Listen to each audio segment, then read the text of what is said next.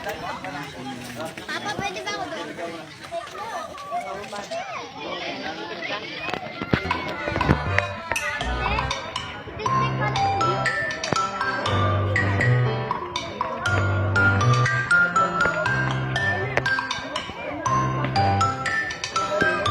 Ano siya?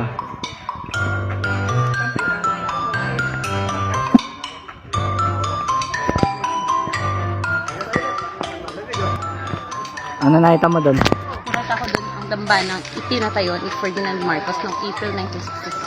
Ay, Basahin. eksakto yung date? Oo, pero walang eksaktong date. April lang natandaan. Ah, okay. Pero ganun ko sa kakatalino. Ay, isang historian. Pero, Pero i-correct ko lang ha, hindi pala mga Amerikano ang kalaban ng mga Pilipino. ano? Hapon. Hapon, no? Pero sinong nanalo? Sino ba? Time. It's a time. It's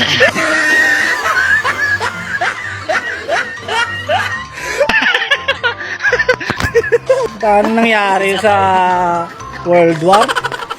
Karoon ng tay? Wala to. Alis, uwi.